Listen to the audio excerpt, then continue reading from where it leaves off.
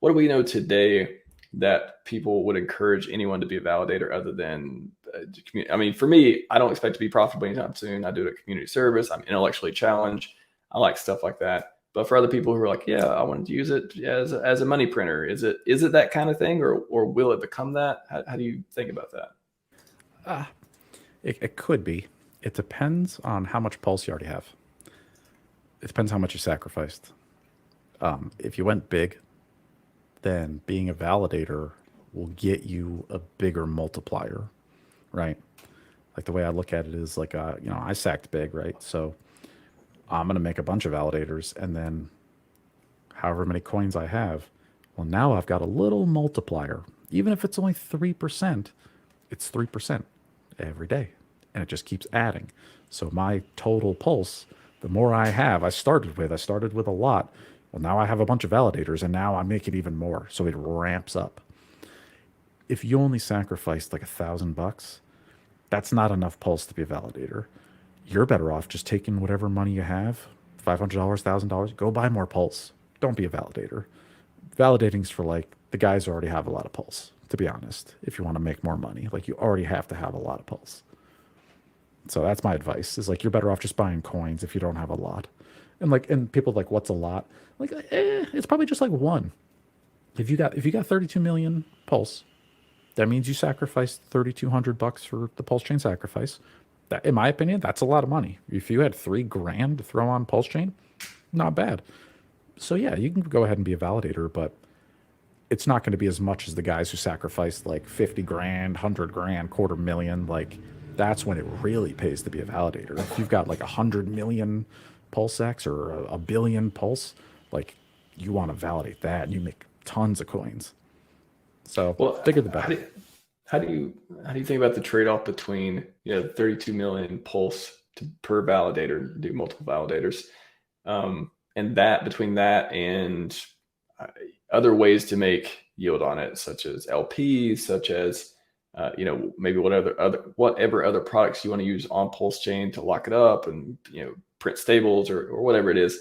How do you decide, like, where does validating fit there? And is it different when it first comes out versus if the price goes up over the years? Does that play a factor? How do you look at your priorities in terms of making yield on your Pulse Chain or PulseX with validators being in the mix?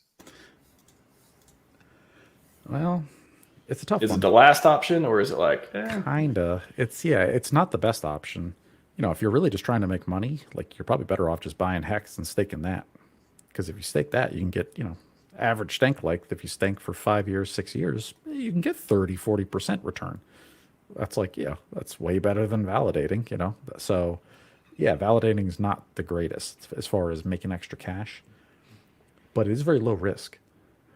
Because if you want more risk and you want more money, but you're willing to take on that risk, well, then I would do like famous.io or something like an Enve where you can literally put your coins up for like loan. You're loaning your coins to somebody, and then yeah, you can make 30%, 40%, whatever they're charging. And yeah, because validating is it's small. It's a small little multiple, but well, it's ultra low risk. there's so many variables in it too. Like, the 3% APY number was for 40K validators, Yes. which is, I think that's analogous to Ethereum's validators or something today, maybe. Oh Um, no, no. Well, is uh, it Ethereum has 550,000 validators. okay? It is not. I take They that have over back. 500,000, so they have over 10 Okay. times more than we do. Right now, Pulse Chain has 4,000, and then And a lot of Richard, those are like dev ones. I think I've heard that as well. They're not even yes, like like me and you. They're 4,000. like they're Yeah, like I the think dev team 4,000 figuring are something out. Richard's, and I think 272 are the rest of us. So, Right. and a couple of So those are mine. So, so so it's so like there's not a lot. There you go.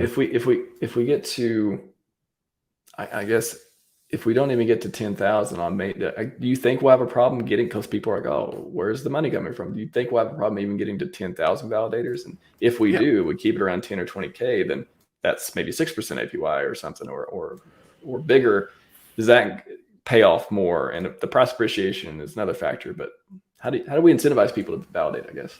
yeah. So yeah, I mean, you're right. I think we'll have in a let's Pulse Chain comes out 30 days later. Maybe we'll have 25,000 validators, maybe 50. That's pushing it. That's a lot. So the APY, the rewards for validating in the beginning, could be really good, actually. Yeah. So like when PulseChain comes out, I'm setting up my validators that first day because I want all those fees right in the beginning when everybody's using the chain.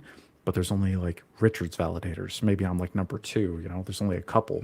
Like, yeah, the sooner you start validating, the better. Like, get in here quick when it's mainnet. Like, don't be shy. Like, be fast because you'll make more money that first couple days, like than you will otherwise. So totally.